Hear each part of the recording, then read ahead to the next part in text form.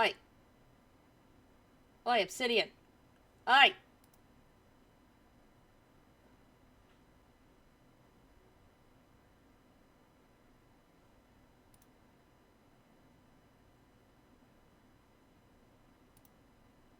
Oh, we must not be having technical difficulties. You were working just fine.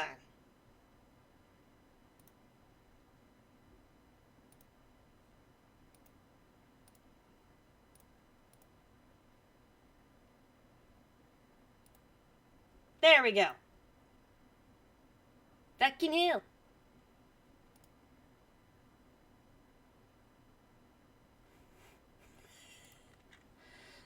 I'm trying not to laugh when I see in the Discord. Ah, shit, did I miss a option? Shit, I missed a chance to snooze an ad there. Fuck.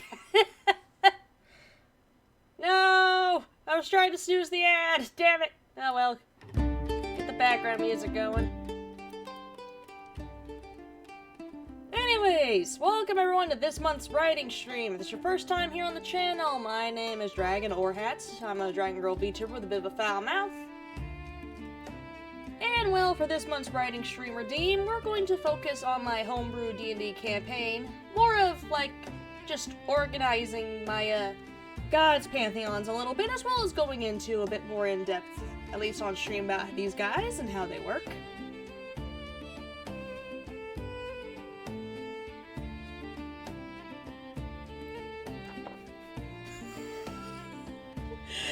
Should I be laughing at a ghost?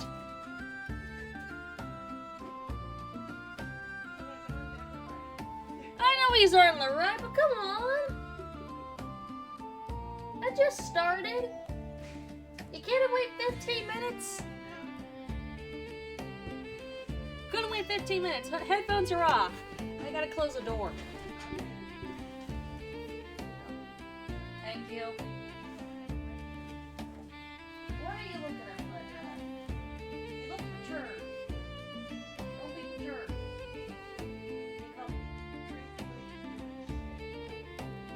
Crazy ladies always doing shit.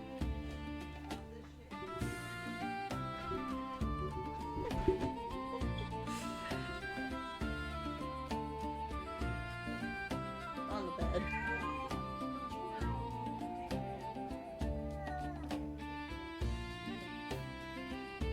He won't be good.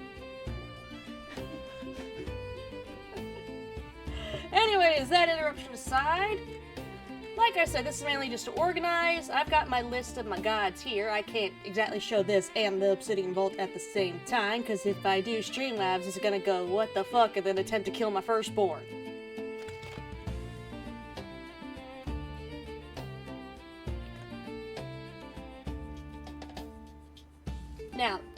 Now, for my homebrew campaign, this is not Forgotten Realms. This is a whole brand new world with a brand new pantheon.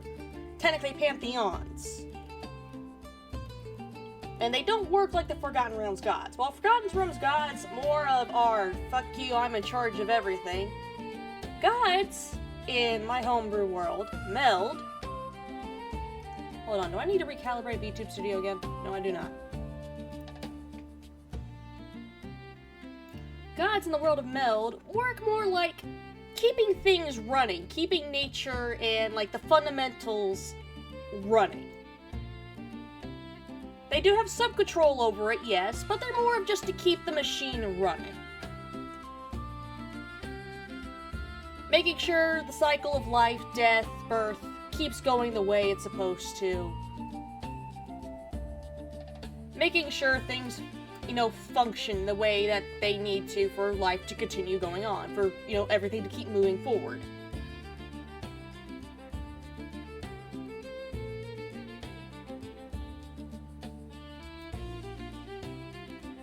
Which has split the pantheon, into, well, two pantheons. The primordial gods, where you'll find your gods of life and death, and the elemental gods. And the concept gods. The gods that are more or less came about when mortals started coming up with new concepts, like justice, good, evil, things like that. Yeah, cycle of life.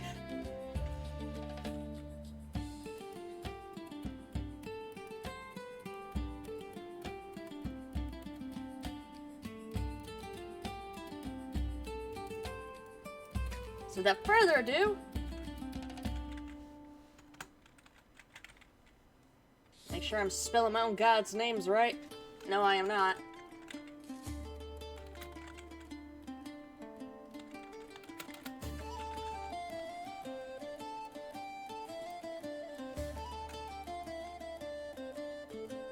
Who's stealing baddies in the Discord? Who'll be stealing baddies in the Discord?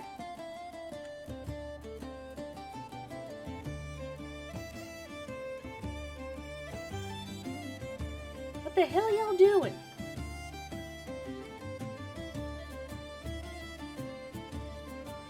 Yes, Ruby, writing stream. The fuck going on in the memes channel? They're stealing my baddies. Stop stealing Chatty's baddies. I wasn't even aware he had any.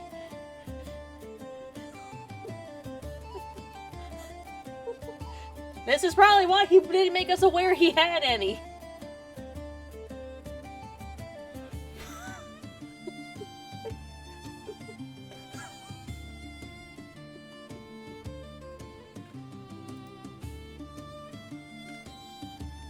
They're stealing his future baddies. Damn, they're... I mean, I don't know. They're stealing the ones you've got in the future? Damn!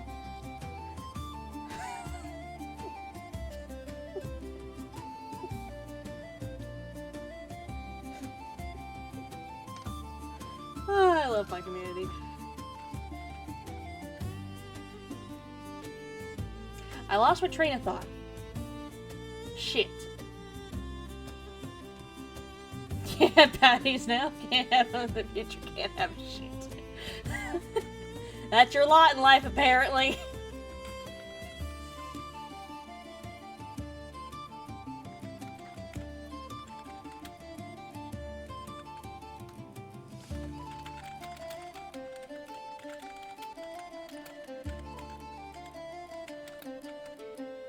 Capitalize that, catalyze that. Your fate is to become the baddie. Chatty, you've been assigned to be turned into a baddie. There's no denying it now.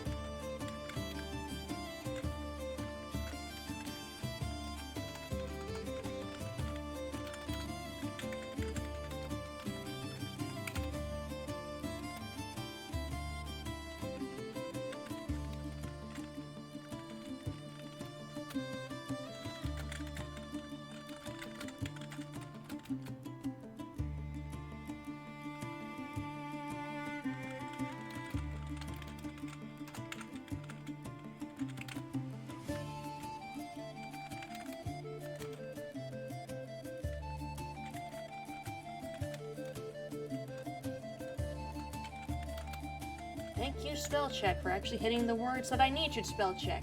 I just really quickly need you to understand that the made-up fantasy words are okay.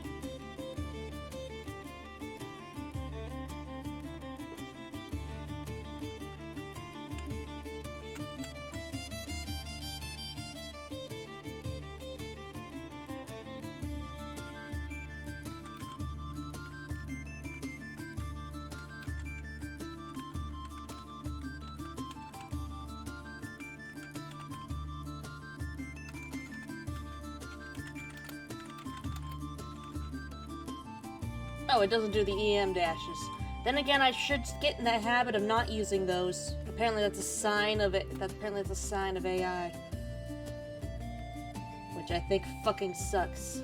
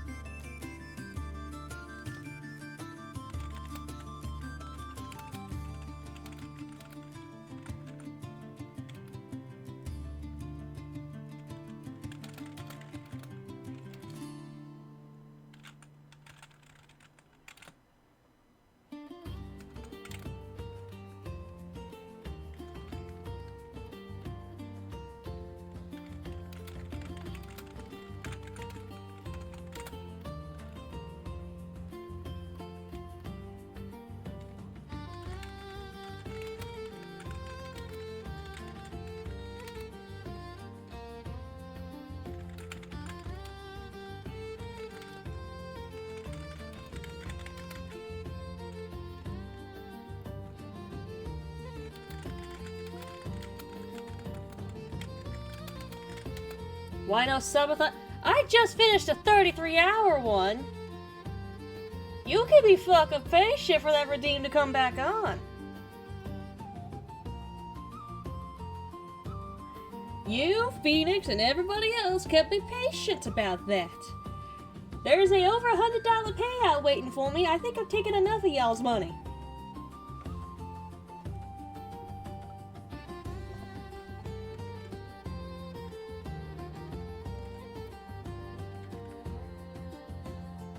Oh my god, spend my 67k points on. I don't know. Put things on the desk? Then again, you'll just get them back.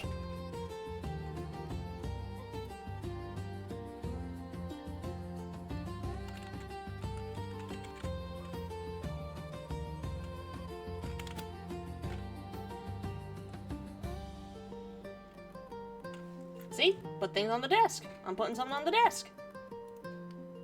I'm putting more things on the desk. Here, get a boba tea. Nice little drink. And,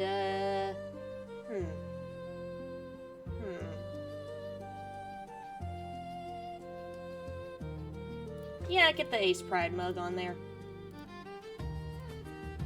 Cover this desk in mugs.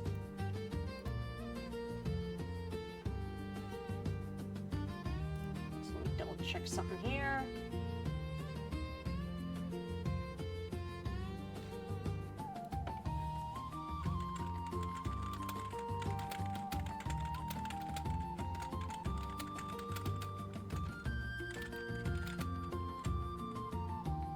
I missed some booba tea.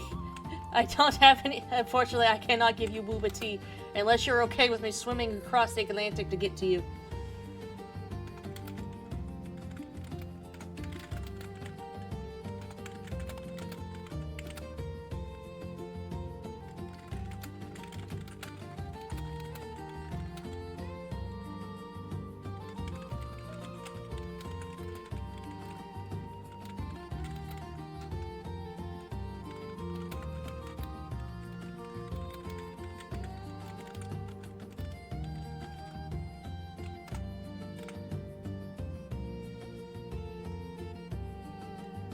Sure, it probably wouldn't allow me to just do that. I can't Robin Hood Men in Tights my way over to my boyfriend.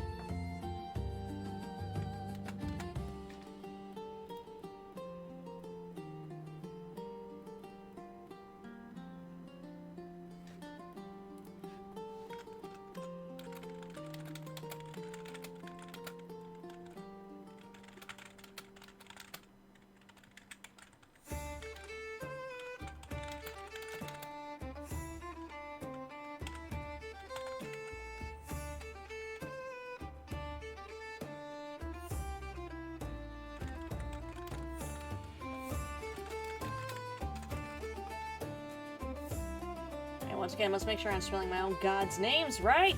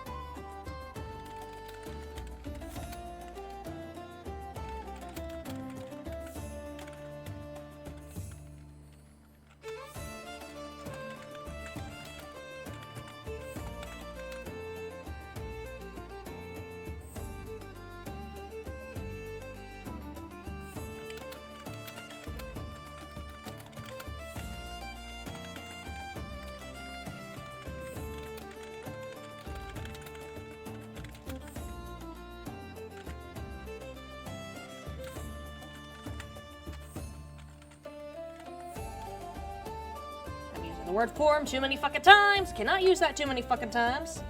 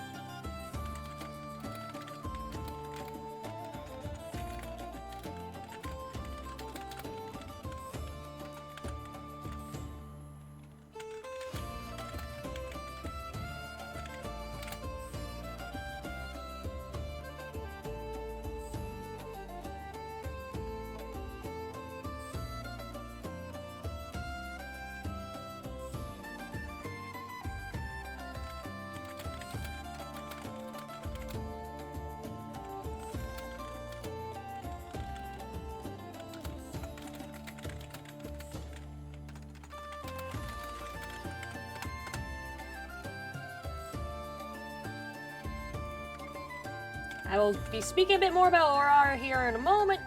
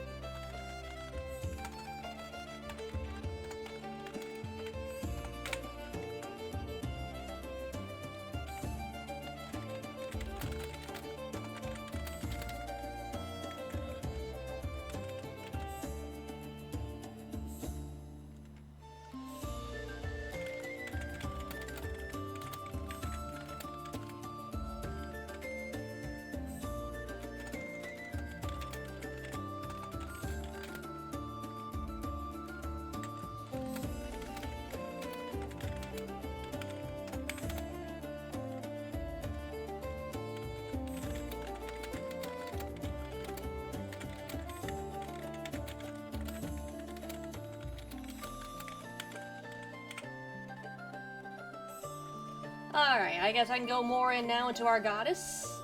To the first of our goddesses. There are many, I mean, there's entire fucking pantheons I gotta get down here. I'm mainly using Obsidian to sort of organize this a bit better than what I've got on the Google Doc. Our dear Aurora, goddess of life.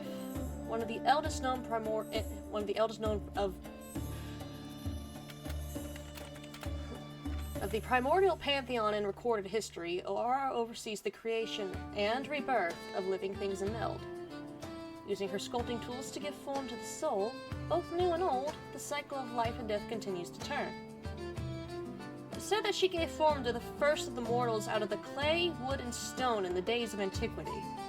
All elves, humans, halflings, gnomes, dwarves, and many other mortal races can trace their origin back to her handiwork. Though there are races that exist due to other gods attempting to mimic her work, that does not mean she loves those people any less. All forms of life are precious in her eyes. Not a single one holds more of her affection than the other.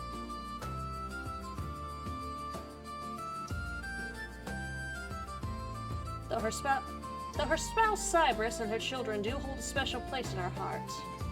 According to most legends and accounts, she is the mother of most of the concept pantheon, and gave form to her and her spouse's children when mortals began to think and utilize ideas outside of the primordial pantheon. Each one was raised to aid her and the god of death in keeping the world functioning, and they all fill their roles in the best ways that they can. Aurora takes many different forms when she makes an appearance to mortals, though the most common one believed to be her is a middle-aged halfling woman dressed in the garb of a sculptor. Because of this, places that worship her or the small shrines the families have for her will be decorated with these tools as her symbol. Now, the idea with her, most of the time, whenever you have like a god of life, most of the time people try to instantly go to, oh, being surrounded by, you know, nature and things like that. That's not really what I wanted to go here with Aurora. Life involves creation. The creation, and, well, making art is most definitely a form of creation. So I figured, instead of, you know, having our dear goddess be surrounded by, well, nature, have her be an artist.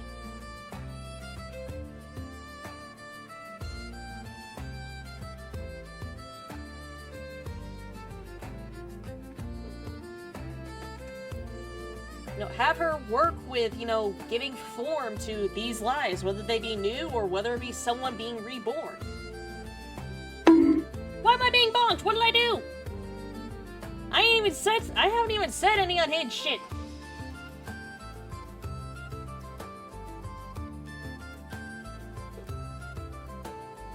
This is like the one string you're guaranteed to not have me do anything unhinged. I wasn't even thinking it, damn! Don't you tee-hee me.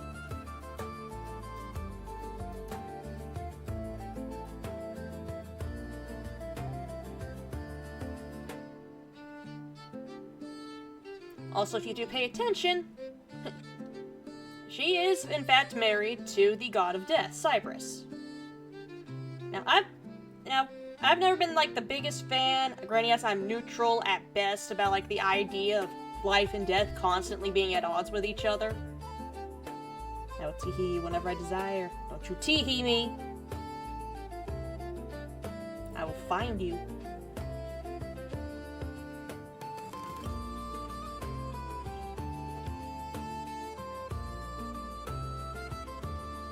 I mean, life and death, they are, well, a part of life.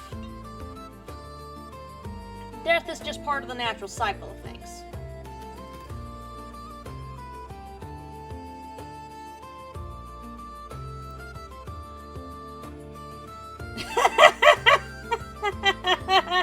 Too shy to... Get her, Hiragi! Get her!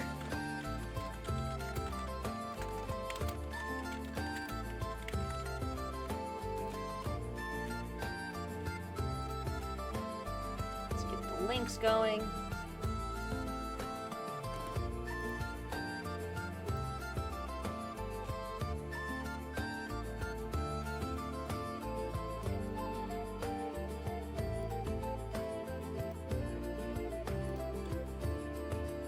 Can't bonk me, still there's no routine for that. Yeah, I can be bonked.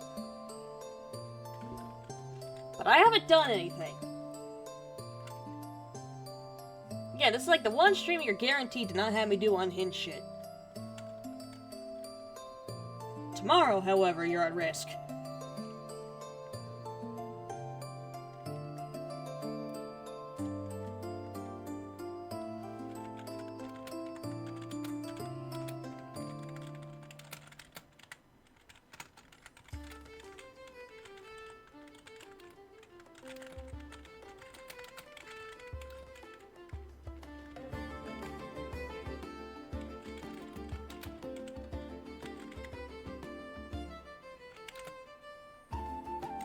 Ah, good, you got the unhinged shit covered for me, okay. Because trying to organize a pantheon does not leave much room for unhinged shit.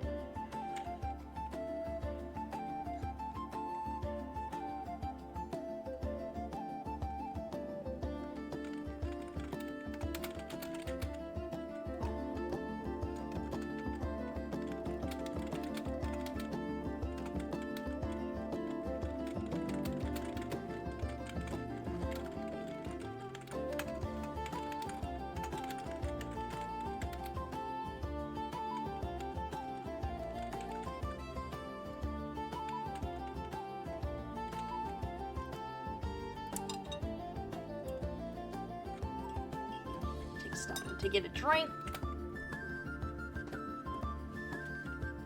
Just looking back at my own notes as well.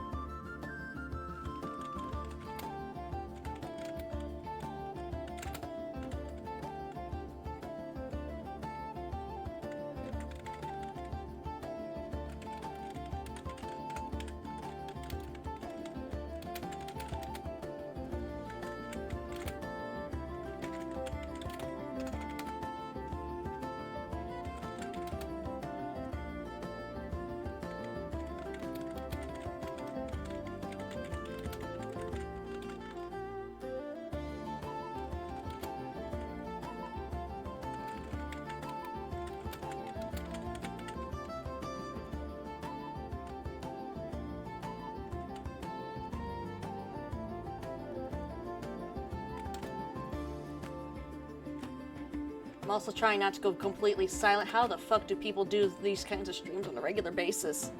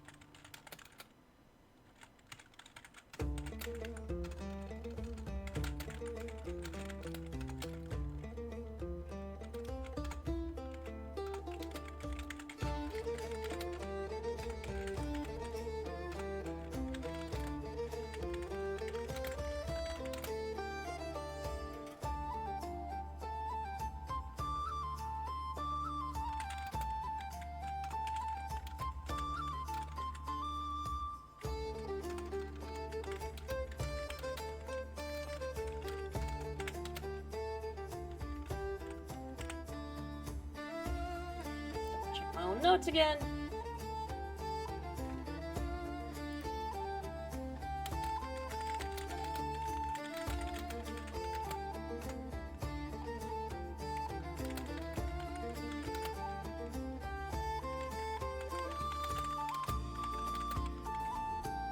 Yep, death. We got a god of death.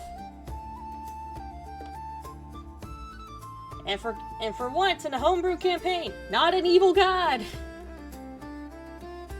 Motherfucker, they just trying to do their job.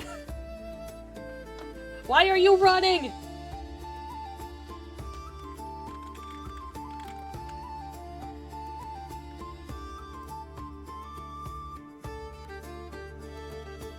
The capitalization's the problem? What the fuck, Obsidian? Also, add the fantasy name to the dictionary that's not misspelled.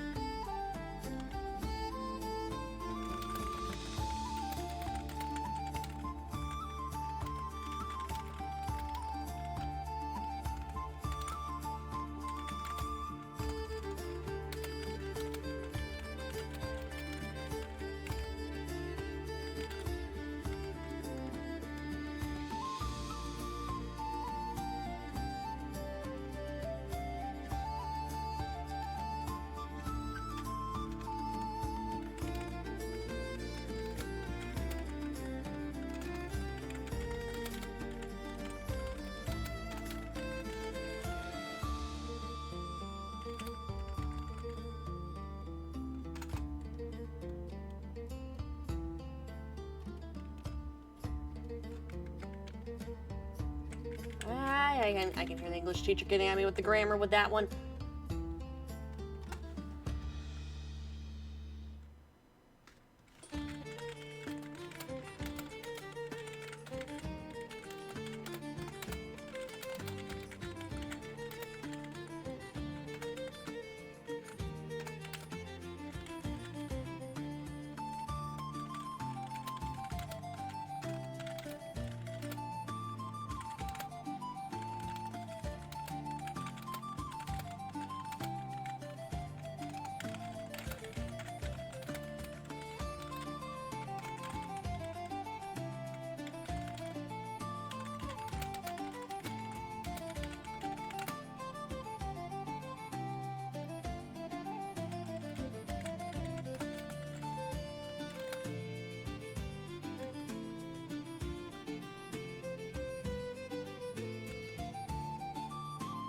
Apparently us kobolds have 2 buttons as a monthly budget now.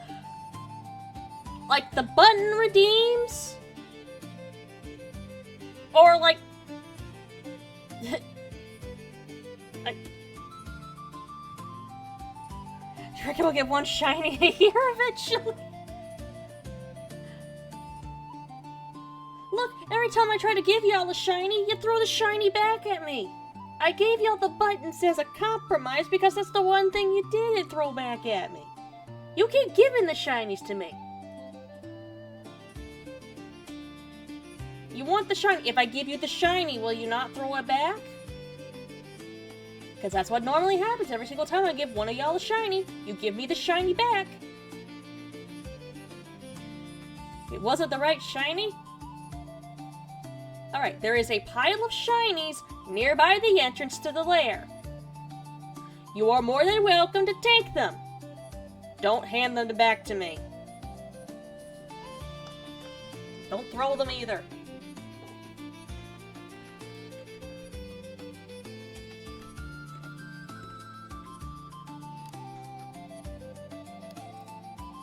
We don't have uranium shinies because the last time that happened, y'all's scales started falling off.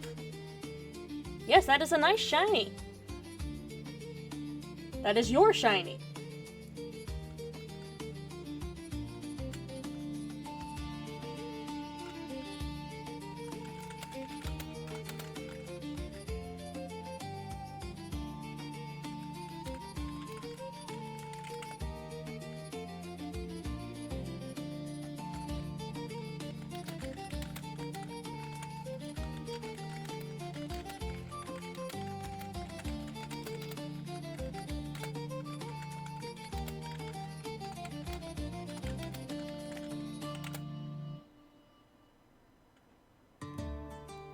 If we can ever find any, sure, as long as it doesn't do what the uranium shiny does to y'all.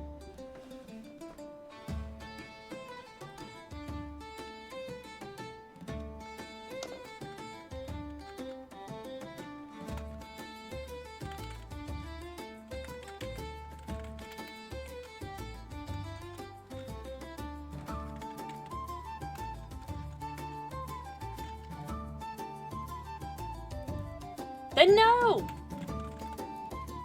No, if it's gonna do the same shit the uranium shiny is gonna do to y'all, no. I will be fine, you kobolds won't. Steven down below has still not recovered.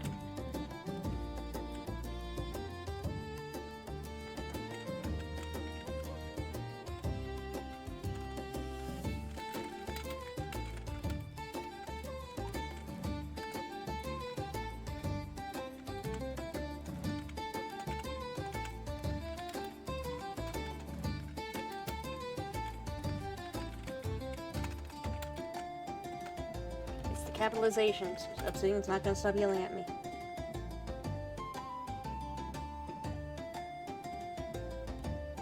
Was it awesome? Was it awesome when bits of him started falling off? I'm pretty sure he started calling me smooth skin. What the fuck's a smooth skin? Skin's not smooth!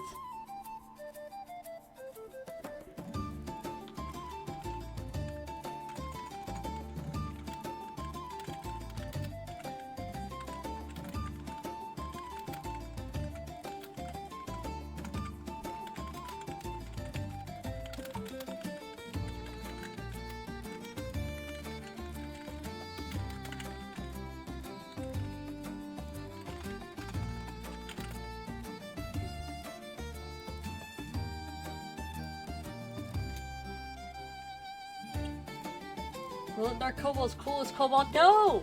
No, not when y'all start mutating and doing God's knows what. I swear some of y'all got the survival instincts of a pebble. How did y'all survive this long?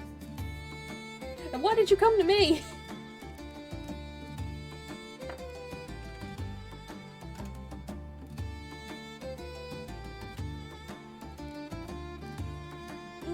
I didn't hunt you kobolds down. You came to me. You just showed up.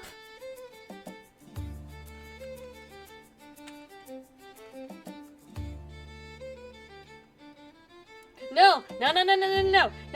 Pebbles can very much die. Pebbles can very much be destroyed and everything.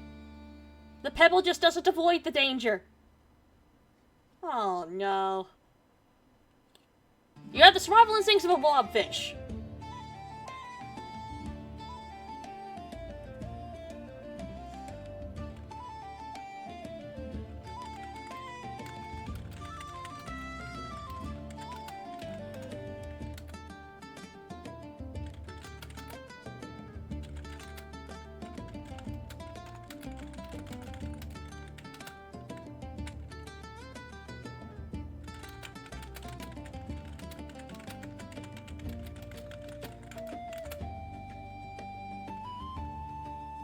Oh no. What do you guys know that would be like, that has like 0 survival instincts but is not a rock?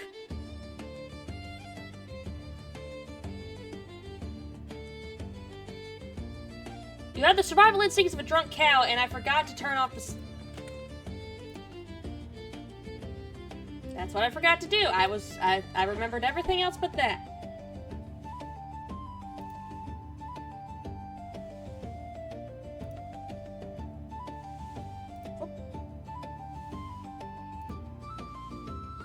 Turning that off, turning that stream element stuff off.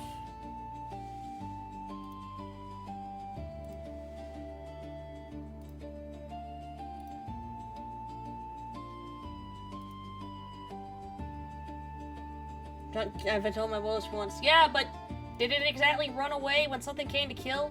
When something came up to kill it? Also, with the whole me forgetting about the stream elements thing.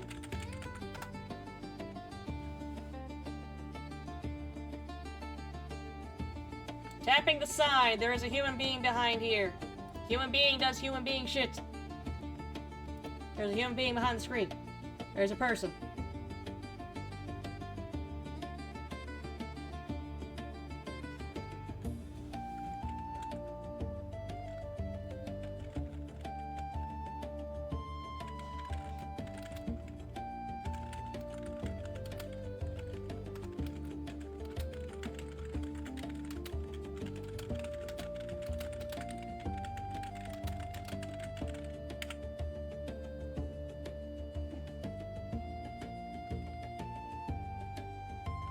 Oh no, that cow had no survival instincts here.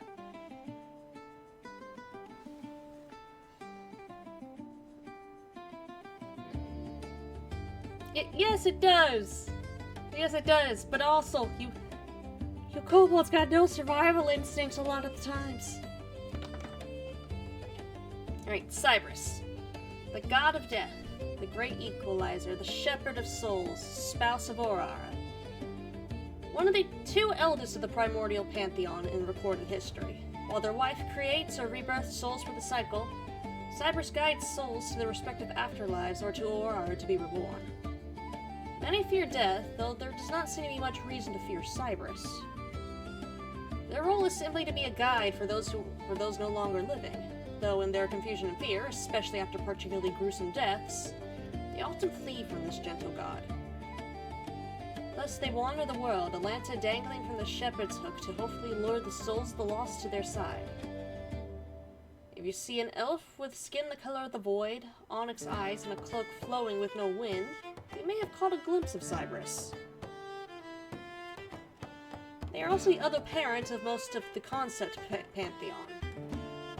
While their work has left them with little time with their family, especially as mortal civilization began to grow and evolve, they care deeply for their children in life. In fact, in many legends where Aurora was thought to appear, Cyrus wasn't far behind.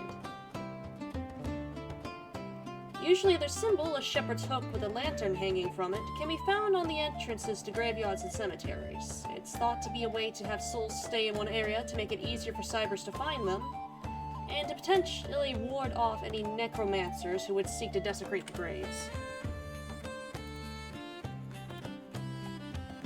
Yeah, just gotta make it clear, God of Death does not like necromancers. Does not like the undead.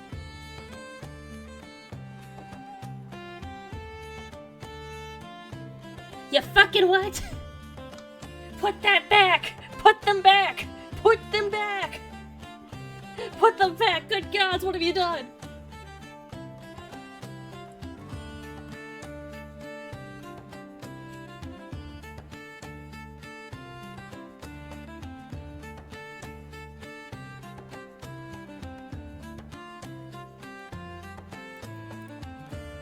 Just add link. Yes.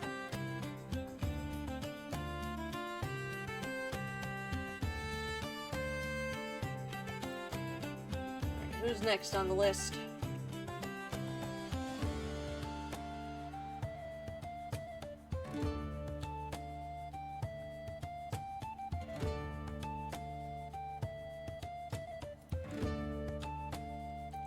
Zydar.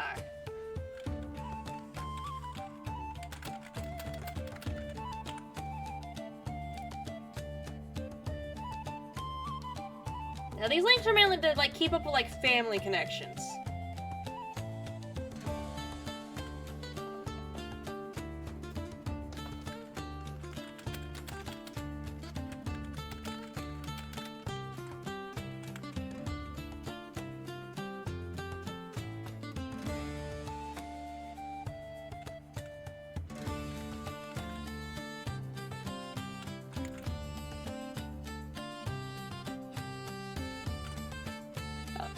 Oh no.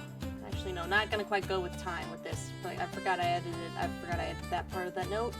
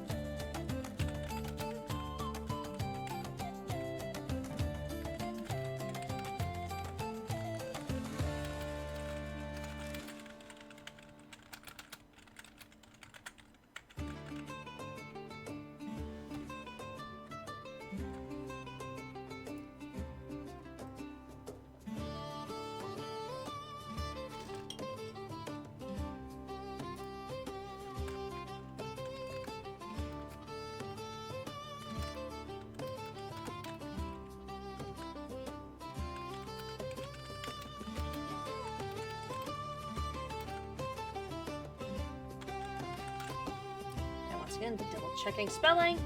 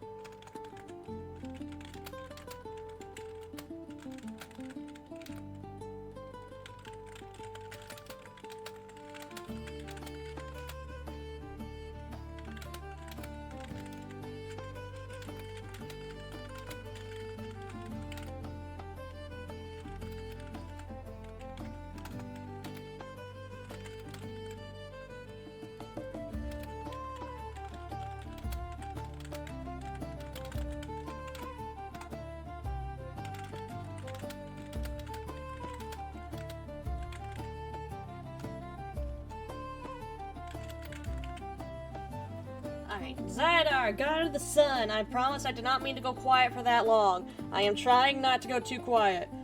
I promise. I don't know how the people who do this on a regular basis prevent themselves from zoning out. I don't know how they do it.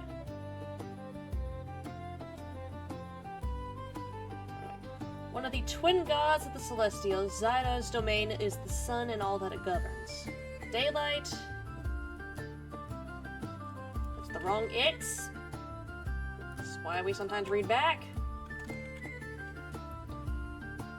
Its warmth and its potential for destruction if left unchecked. He spent his days working with his twin sister Canera to keep the cycle of day and night running smoothly. After all, if the cycle stopped, there would be untold disaster, as was seen with the Long Calamity. Based on what few artistic depictions can still be found, he was often seen as a man made entirely of golden light, in a chariot pulling the sun across the sky.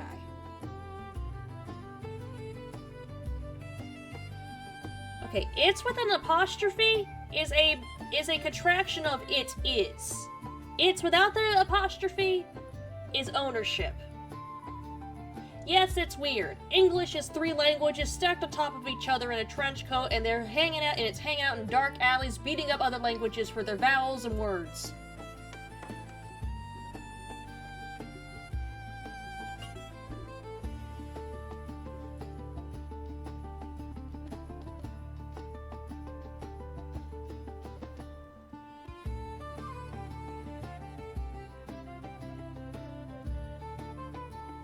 I don't like it either, but I'm stuck using it.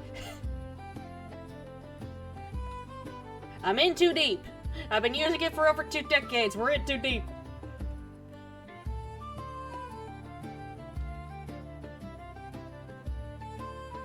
Based on what few artistic depictions can still be found, he was often seen as a man made entirely of golden light.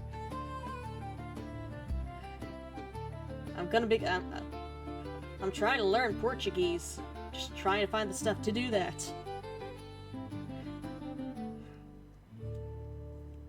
A chariot pulling the sun across the sky.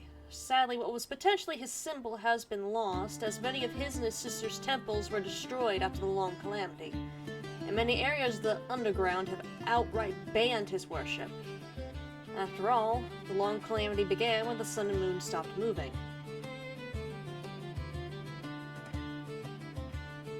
What we do know is that he is the father of the eldest elemental primordial god Azros. He does not seem to have taken over his father's domain like many had expected after the Long Calamity began. Perhaps he has, and this is the result. Perhaps there are still worshippers of Zydar out there, attempting to hear from their god as to what caused the Long Calamity. Or perhaps they too abandoned their faith in him, whether out of fear or rage. Head pats for the seaside.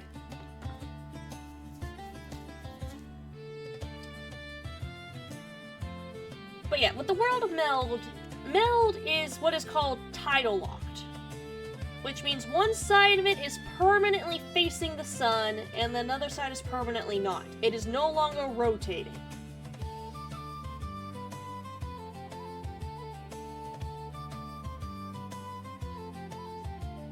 Which essentially means one side is permanently on fire and the other side is constantly frozen. Thus, most of everyone has gotten their happy little asses underground.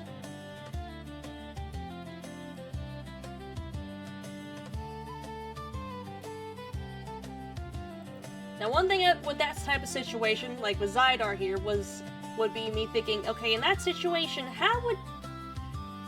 There is what is called the Twilight Zone, but as of currently, with where players would be starting off with this campaign, they would have no idea if anyone's actually living in those areas. Because there's potential for there to be people in what's called the Twilight Zone, which is in the in-between, which could possibly be habitable. But there's no idea, but they've got no way of knowing at the moment if there is anybody there.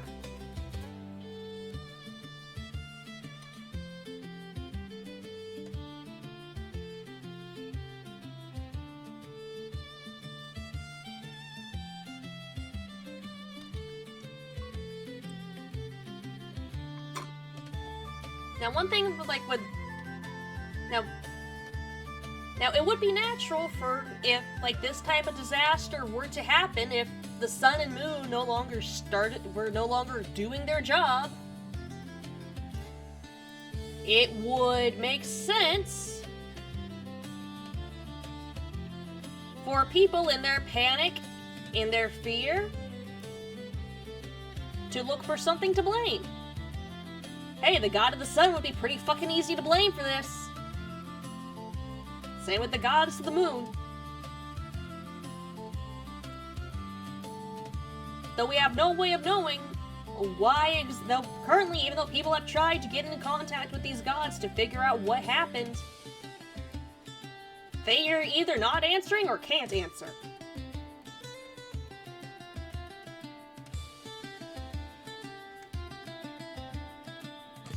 Who knows? Maybe the players will decide to investigate. Maybe they won't. Maybe my players will end up deciding that they want to side with the big bad evil guy and make things worse for everybody.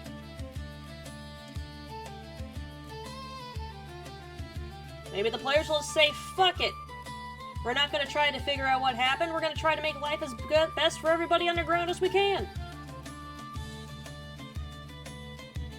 It is entirely up to players how this whole campaign ends. Because there are potential storylines we could go off of, but that's gonna be decided by what the players decide they want to do. I hate the outdoors, anyways. The underground still counts as outdoors, Seaside.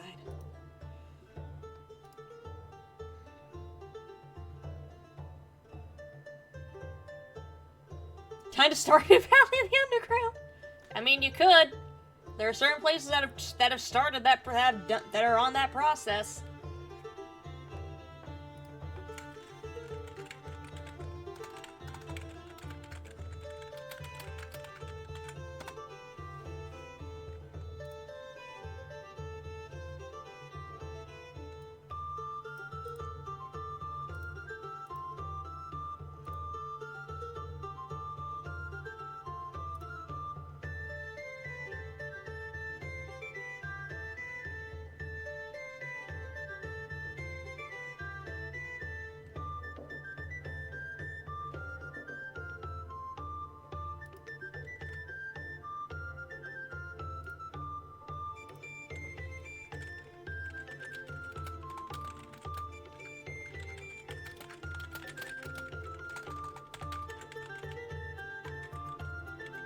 I mean, hell, with the whole process of Stardew Valley, the underground, guess what we got? To explain why we had things like mead and all that. Meat bees!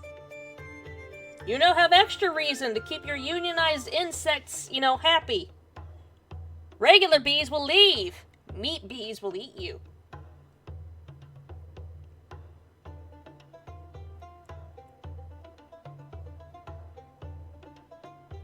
Yes, Chatty, meat bees.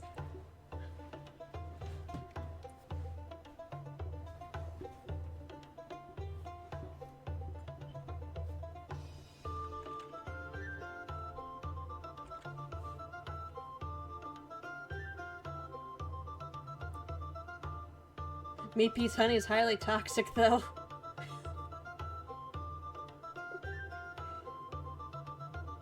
It is fantasy world. It's definitely a fantasy world. I can decide if the honey is toxic or not.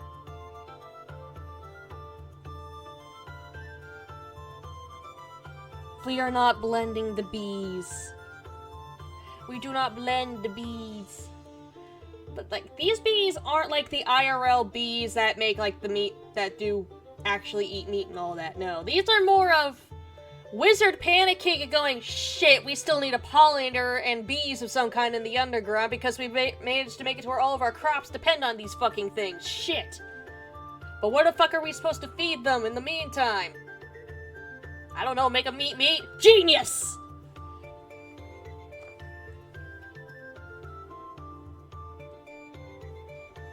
Why couldn't you make them eat mushrooms? Too late, they're eating meat! Hey, one of the farmers didn't take good enough care of the bees. They eat meat, and, they fucking ate him. Shit.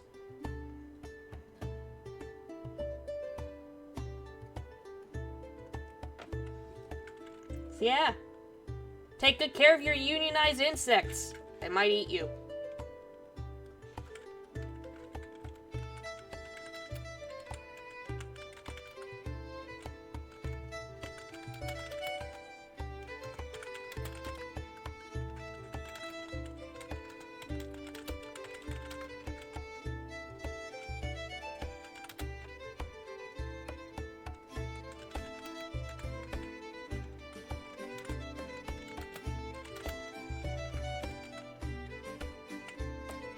Exactly, with the mushrooms, yes! Plus that, and also, with plans I have for the big bad evil guy, giving her access to zombie bees would be a little much, and would honestly screw over everybody way too soon. Be glad I went with the meat bees.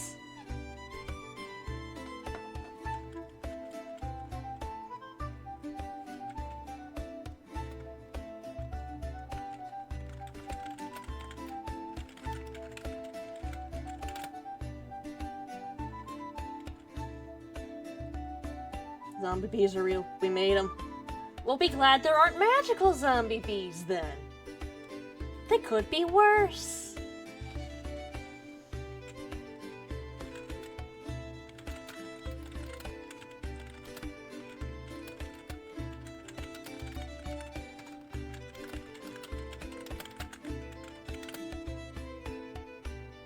Also, ad break incoming.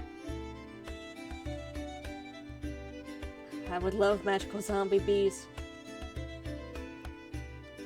You say that until the entire underground looks like the fucking Last of Us. Magical girl bees. Knowing D&D shenanigans, there is a non-zero chance someone will figure out how to make magical girl bees.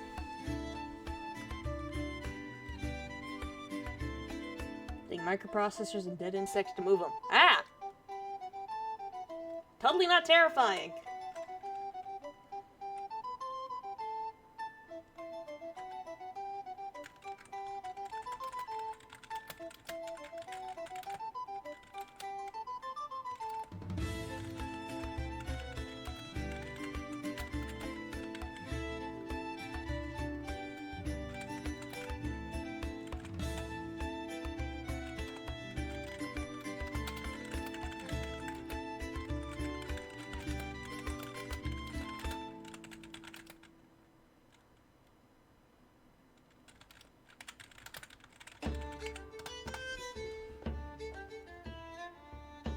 Last time I played D&D, I was put in charge of a child and taught her how to throw chairs. No!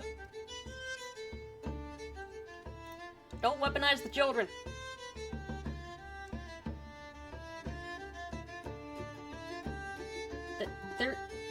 There's always going to be chairs. It's D&D. There's always going to be chairs. There are some fields in science that if a god exists, he's sure as fuck judging us. Well, good news. If they're my gods, they're not judging you. Your ancestors, however, are. They're the ones you gotta explain yourself to when you die. Hence why I know I'm going to have to explain to mine what a VTuber is.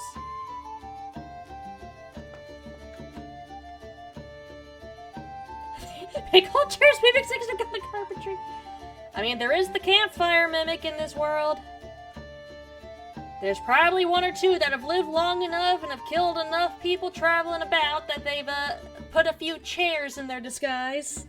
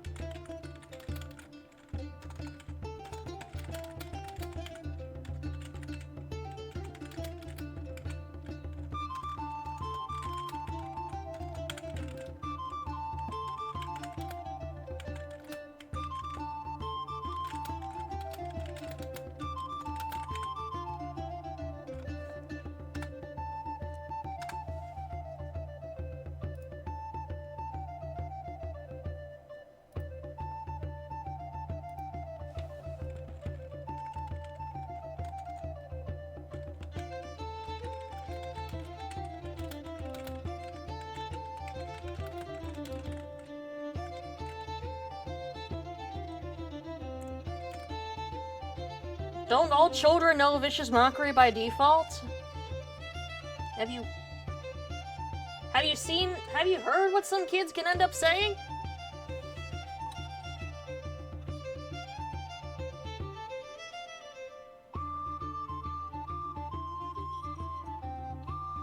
They have a buff and they know it by default.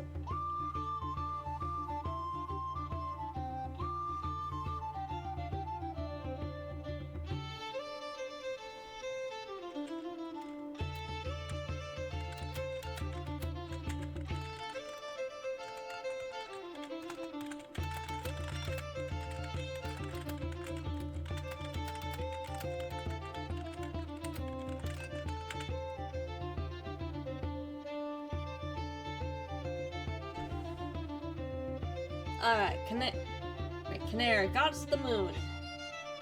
One of the twin gods of the Celestials, Canera governed the moon while her brother Zidar held dominion over the sun.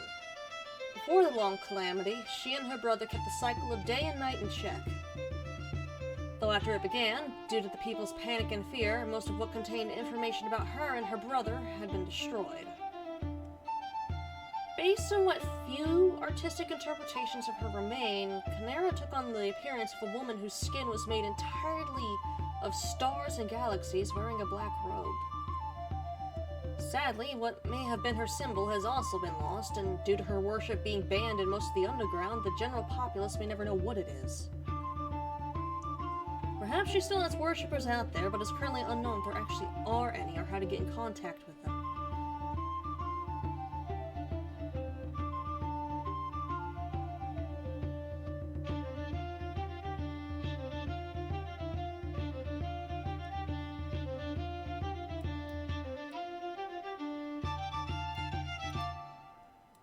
So yeah, twin gods of the sun and moon, currently most likely being blamed for everything that went fucking wrong before campaign starts. Because, you know, when the sun and moon suddenly stop doing their job, who do you blame but other than the people who are supposed to keep the damn things moving?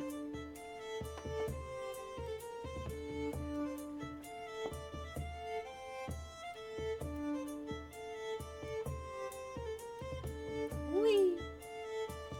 Hold on, I gotta do this real quick. It amuses me. Whee!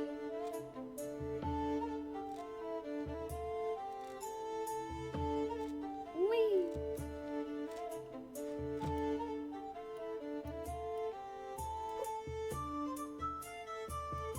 Whoop! Sorry, gotta do this. Gotta entertain myself every now and then. Whee!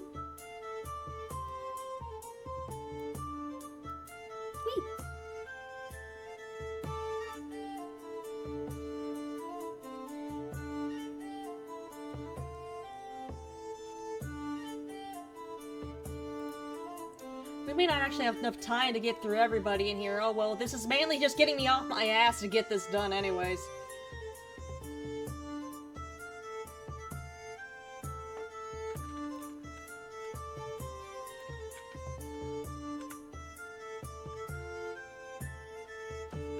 Oh no, well, hey, at least you got chair throwing. Go hats, right the lore. I'm trying!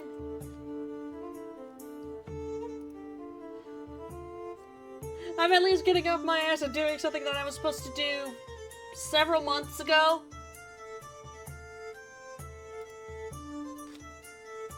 I've been procrastinating hard on getting this part done.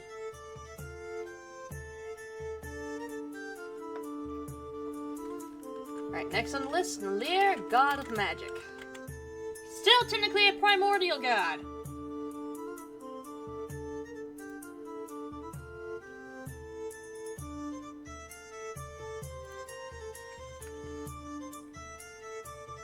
The child, what?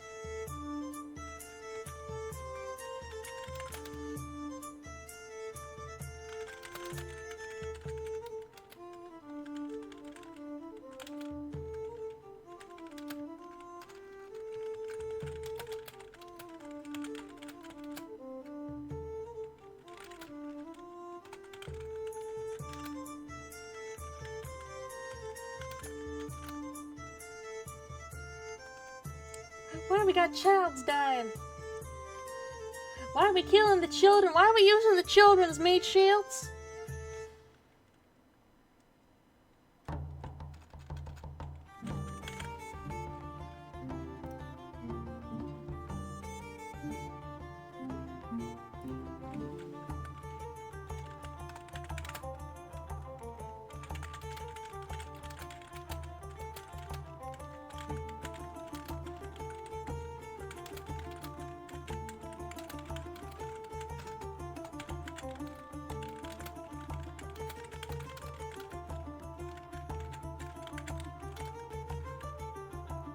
Was my friend's idea I'm a good caretaker? Yeah, keep that question mark. Keep that question mark there.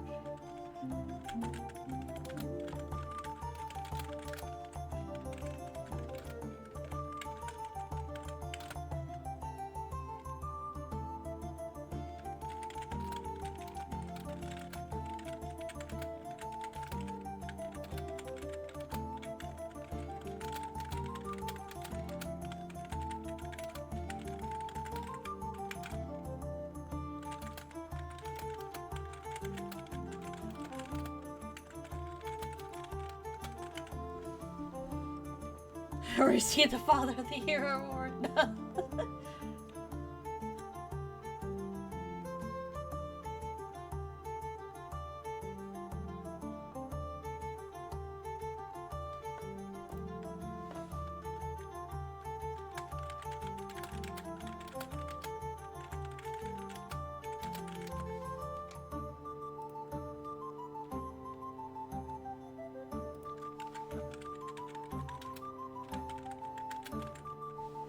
Once again, double checking the spelling of my own goddamn characters' names.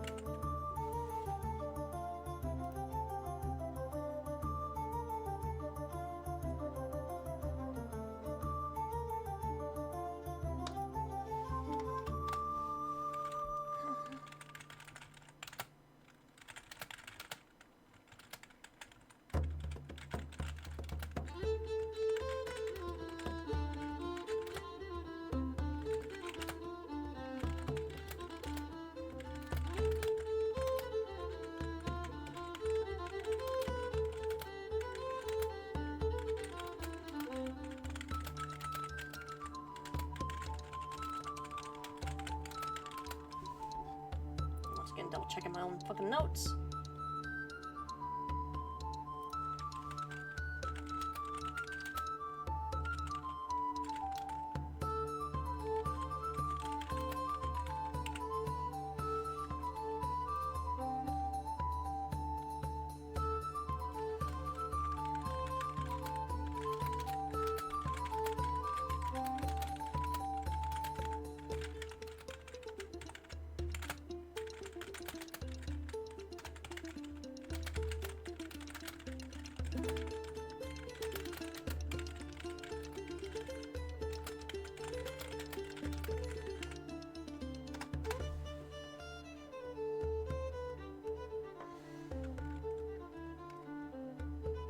Fun fact of the day, there's a formula called Schwarzschild radius to get the size of black holes based on its mass, and a funny coincidence occurs if you've been put the mass in the observable universe to it. Oh no! What's the funny coincidence?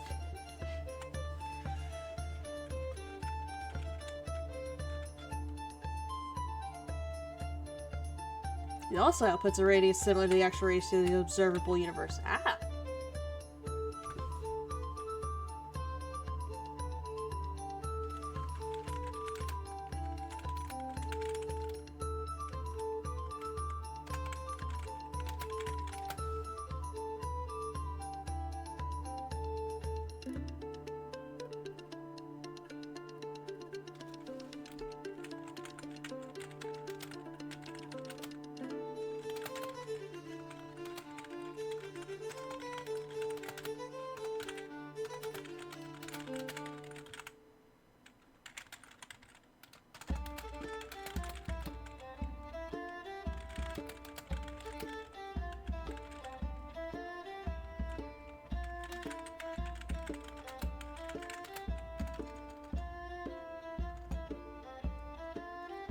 Hi, PK! Yep, I'm back!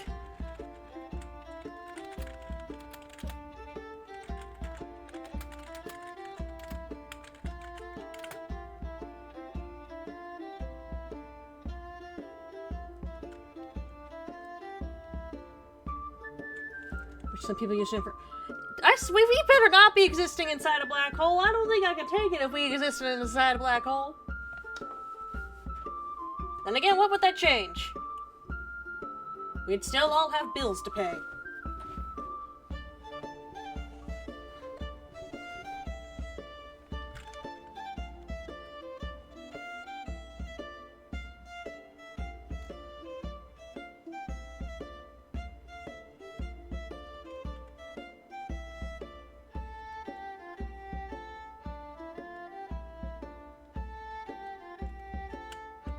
Yeah, you're really getting into Baldur's Gate. I'm hoping I can do like my own little off-stream shenanigans with it once I get the new CPU. I'm scared to attempt to use it with this. Though it's one of those games that's big enough, I'm gonna have to wait on the new SATA cable as well just to, you know, get this, just to use this.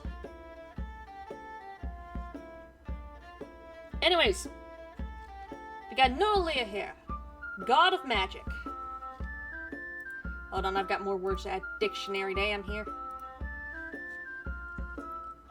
According to most of recorded history, Nolir is the youngest of the primordial pantheon, making them much closer in age to the concept pantheon. In fact, some places even place them in the concept pantheon instead of the primordial pantheon.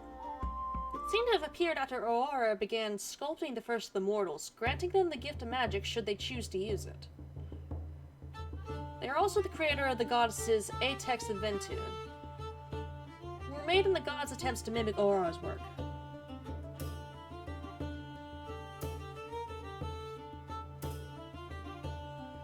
And there's only one way to find out. Though they don't seem to hold any sort of affection for their own creations, leaving them to their own devices almost immediately after their birth. Strangely, they have no consistently depicted physical form. Those who say they've encountered... Yes, it's just a fun fact. Those who say they've encountered Nolir can't seem to remember what the god actually looks like, save their 3 golden serpentine eyes. Perhaps this is a side effect of their own unstable magics, making it difficult for them to actually manifest on the material plane, unlike the other gods. Their holy symbol, 4 stars connected together in a diamond pattern with an eye in the center, can be found in the homes of most wizards or decorating the halls of places that teach magic.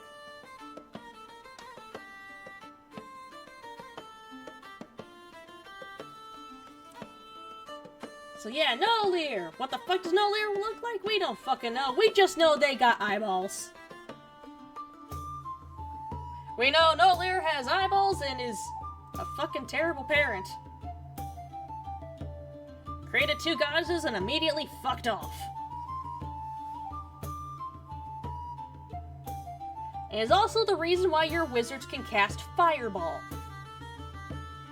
So the next time your party wizard decides not to pay attention to how big the goddamn room is and decides to cast Fireball, you know who to blame.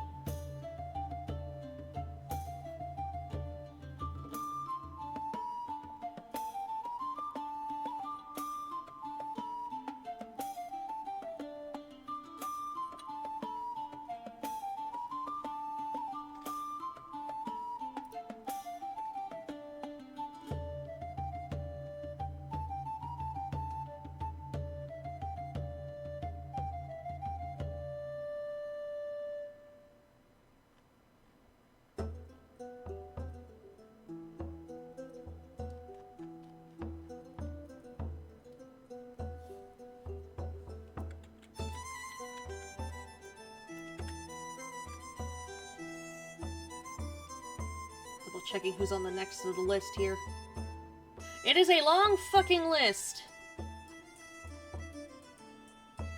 And there's one that even if I do get to down here, I can't, at the very end, I can't show off because that's gonna have major campaign spoilers. I don't know how many of the people who are watching this are gonna be ones who want to hop in the campaign. Though I am of the opinion that when you're playing the game, just because you know something does not mean your character does.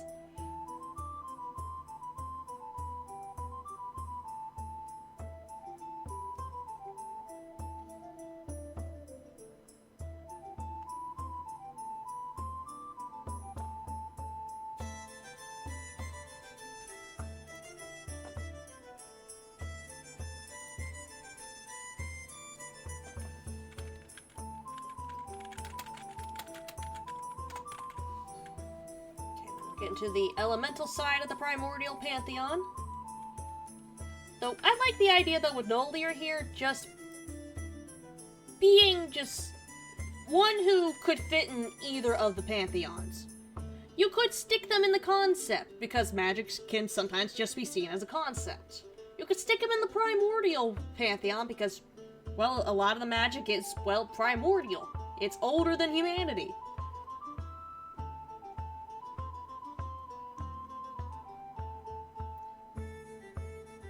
Where the fuck Nolier goes? Who the fuck knows? Does Nolier know? Well, they ain't telling.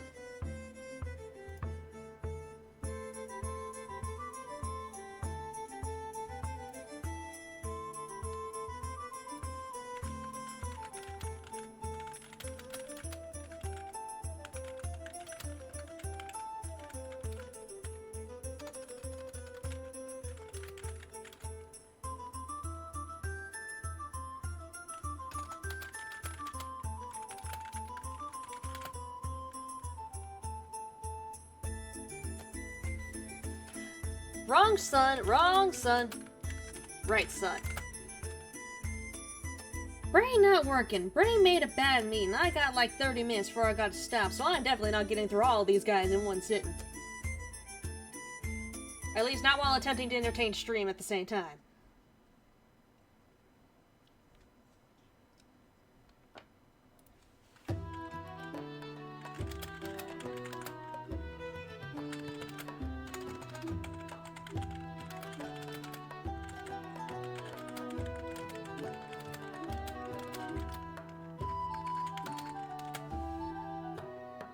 I have not seen it, because if I know I see it, I'm gonna want to cry.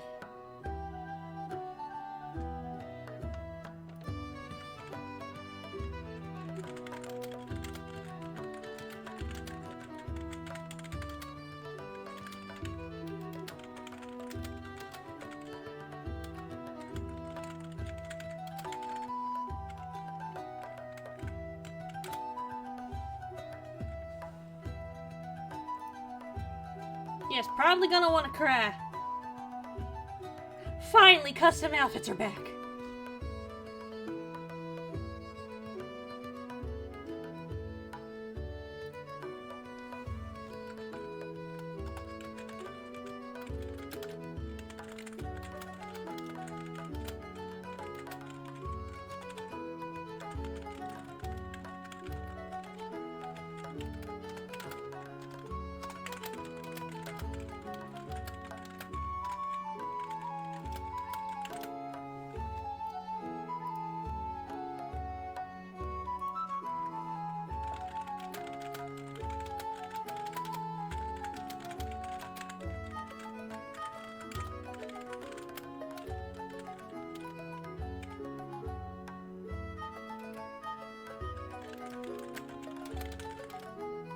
Oh, and new megas? Yeah.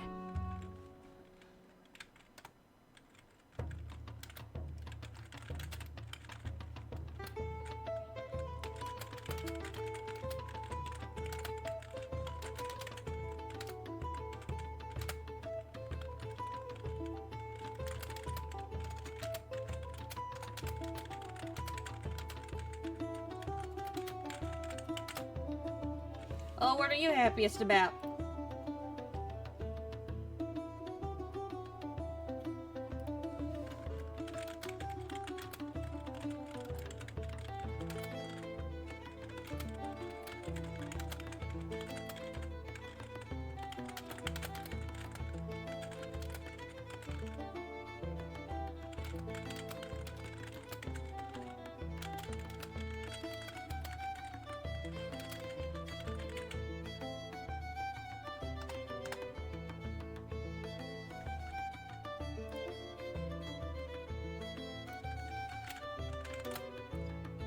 No Gen 10 reveals! Yay!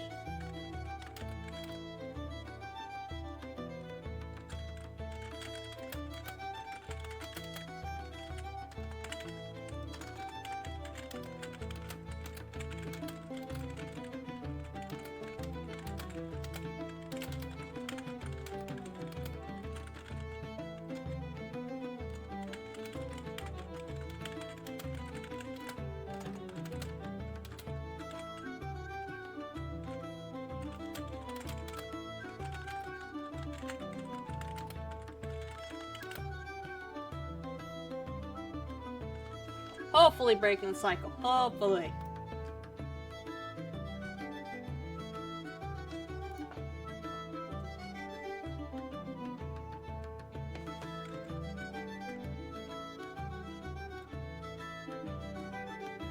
Yes, we can only hope, Ruby. We can only hope.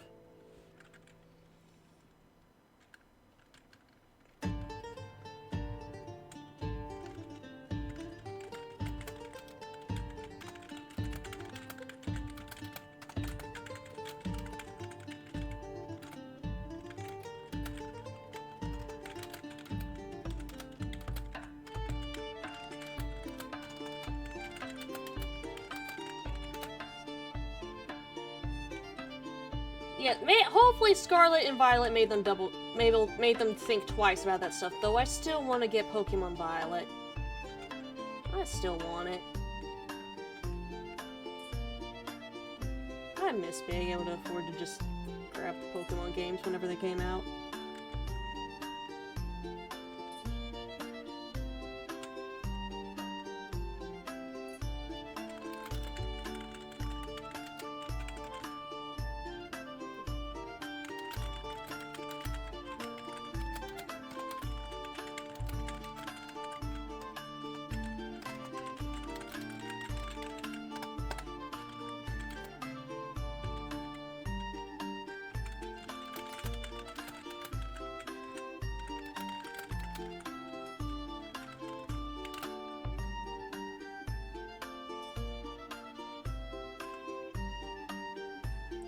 One thing I'm hoping is that they still keep the scale for Gen 10 the same as Gen 9, since what possibly could happen is they push for them even more content Gen 10 rather than letting them polish. I want them to polish stuff. I want the devs to take their time.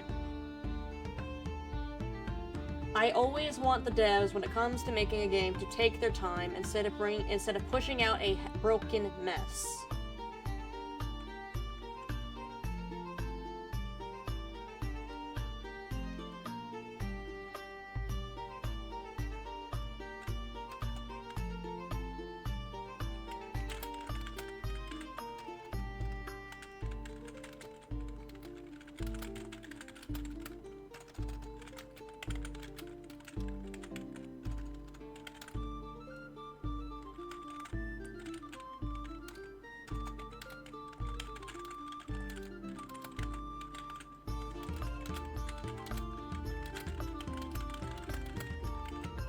Alright. Next god, Azros, god of fire. The oldest of the elemental primordial gods and the son of Zedar. He was born originally from a fragment that broke off with the sun god during what legends have described as a moment of pure, unfiltered rage.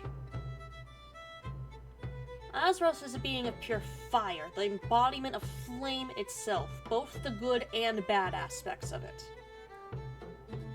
There are times he is a force of pure destruction, leaving a trail of ash and coal in his wake. Other times he is a gentle warmth, helping to cook food and keeping the cold of winter from freezing a family. He swings wildly between these two natures, making worshipping him a very risky venture, but one that could be worth the potential danger.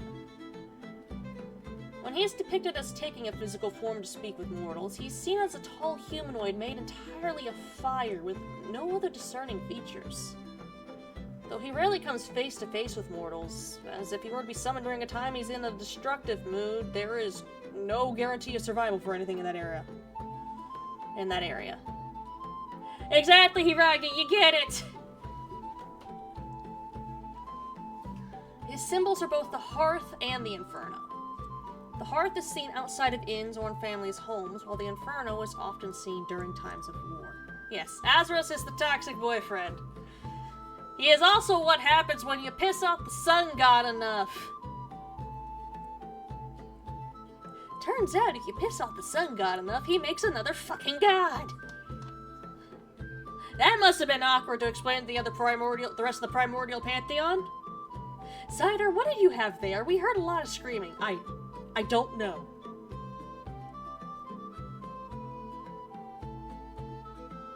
What is that, Zydar? I don't know, it just appeared. Apparently I was so angry I made another god.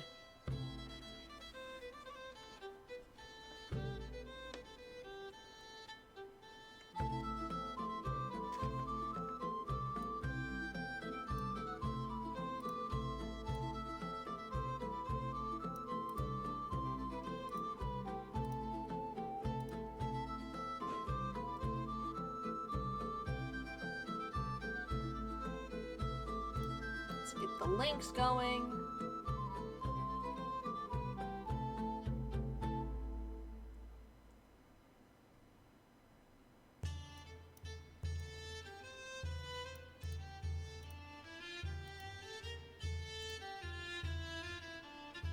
But yeah, our god of fire. More family connections with different gods.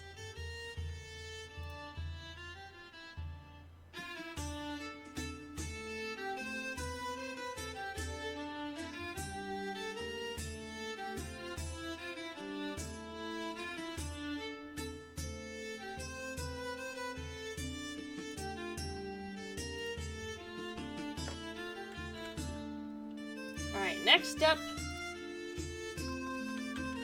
Atex, Goddess of Storms. That's right, one of Nolir's little ones that he's that they've forgotten about.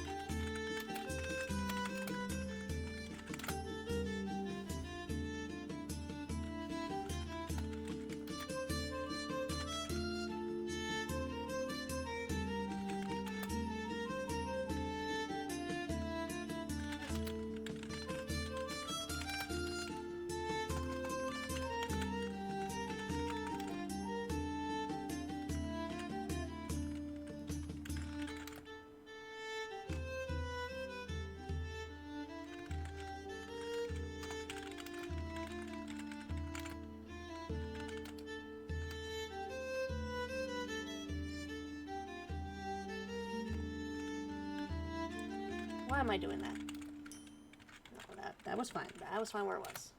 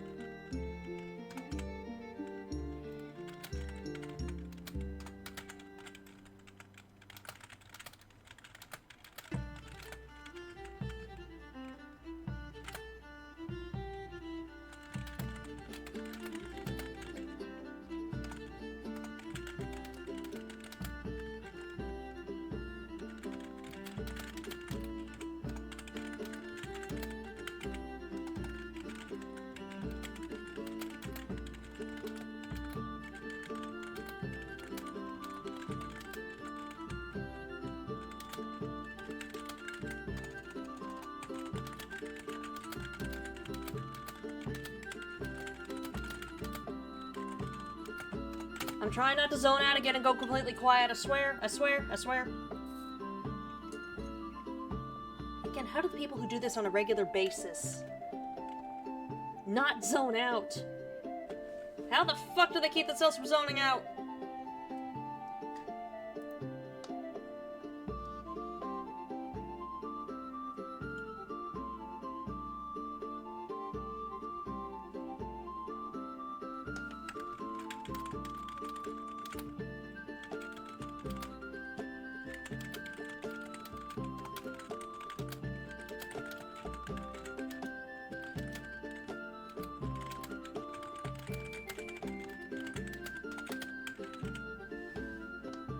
Alright. Atex, goddess of storms, the youngest of the holy creations made by Molière. Atex governs the weather in itself. Thunderstorms, hurricanes, tornadoes, sandstorms, any type of storm that one can think of. Before the long calamity, if you looked to the clouds and saw a black wyvern bigger than any wyvern ever should have been, that was Atex. Though after the long calamity, no mortal in the underground has spotted her. After all, storms do not happen where there is no sky. Before the long calamity, many would call upon her to end droughts or put out wildfires created by Azeroth. Some would even attempt to appease her before they went traveling, hoping to not be caught in a storm before they reached their destination. Farmers even now still carry her holy symbol, the storm cloud, on their person as they work to still pay their respects to the goddess who can no longer reach them. Perhaps before the creation of Wyvern, she took another form, though whatever that form was has been lost to time entirely. Maybe one day we'll be able to return to the surface and see her amongst the clouds once more. Yep. Not all the gods take on a humanoid appearance. This one saw the creation of Wyvern and said, fuck it, I want to fly.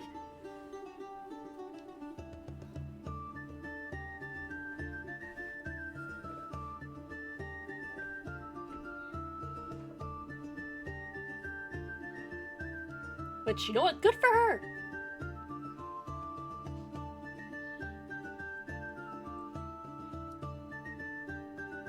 Well, there is a bit of a tragedy, since, again, in Meld, goddamn civilization has gone underground. She can't reach mortals anymore. She can't reach her worshippers anymore.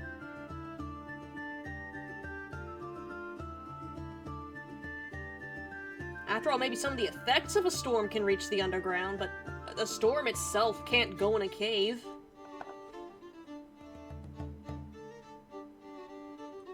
She can't reach anybody anymore. Who knows if she's still up there on the surface?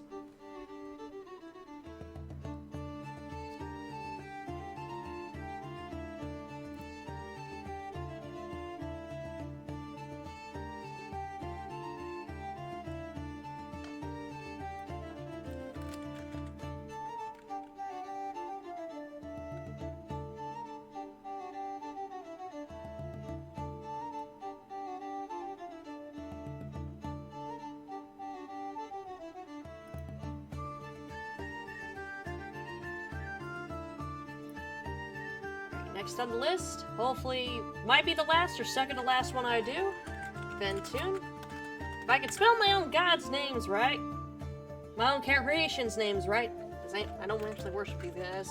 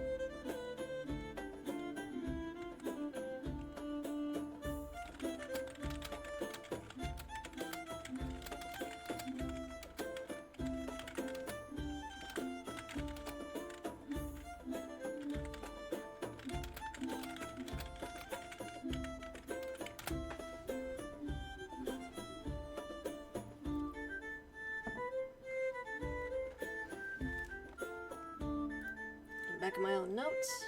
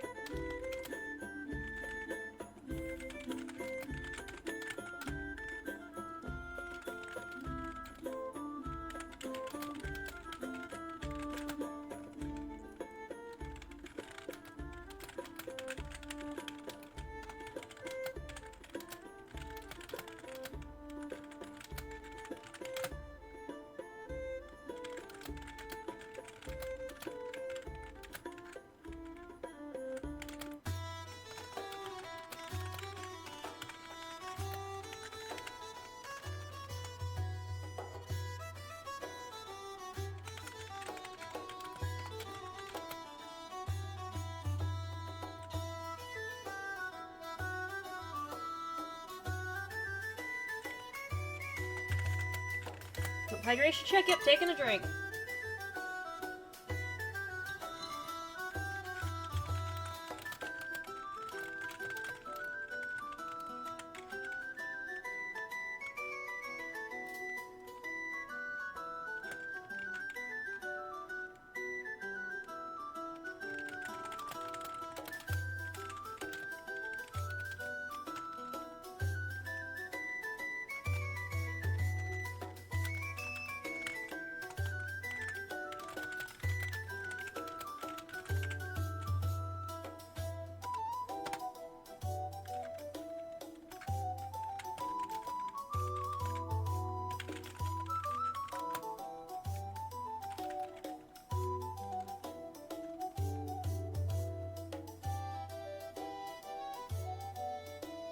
Plan for everything is the god of the winds. Understandable. Granny, yes, this name is subject to change. Potentially.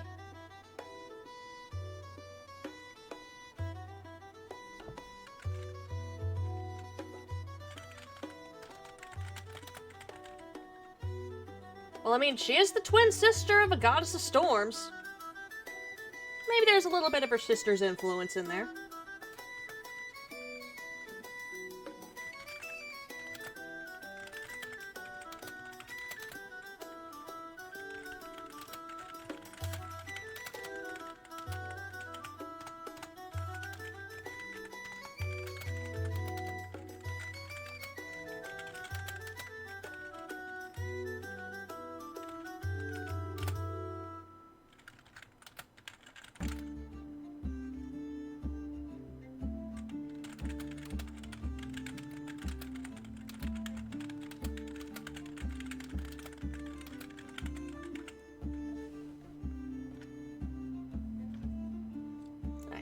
But yeah, Ventun. The eldest creation in Olia, Ventun's domain is the sea. Taking on the form of a colossal, four-eyed sea serpent, the waves were thought to be caused by the twisting and turning of her body in the depths. Sailors would give offerings to her before setting sail, hoping for calm waters. Fishermen would also worship her, hoping that she would be able to have some influence on their catches for their own survival. Though now there are those who still worship her, surprisingly enough. Those who brave the underwater passages of the underground will often pray to her before diving. And the people of... Yeah, Venti is very fucking obvious. Clocked that motherfucker the moment I saw him.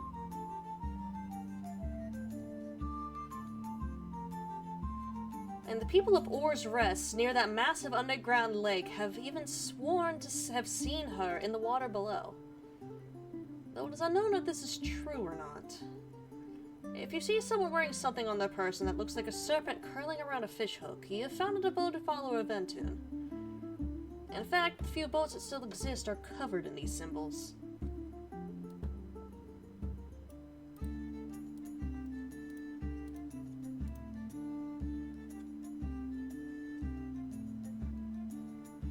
Yeah, I'm not gonna have enough time to get through another one of these. Ventun's the last one that's gonna show up on stream. I will do do my best to remember to work on this on my off-stream time. But there, you got your July writing stream.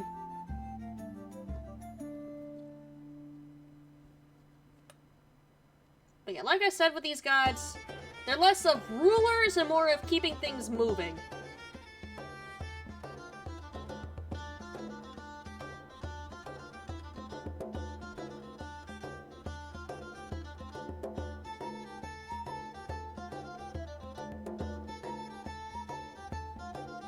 I'm hoping to one day get things together to do this homebrew campaign. Keyword is hoping.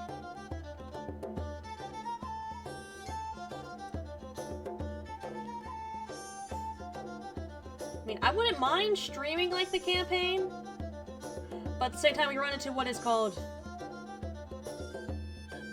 Might as well make a whole vessel shaped like a server curling around a hook. I mean, nowadays, with the underground, you probably wouldn't be able to make a vessel quite that size. But hey, you've given me an idea of random encounters to see in like certain parts of the surface world if, you know, players decide to go up there.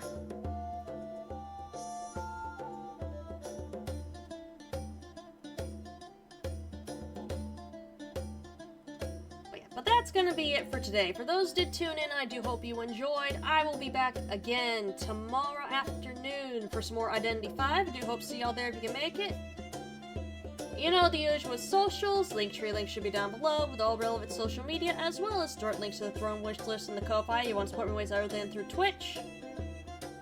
But as always, my name is Dragon, and bye-bye.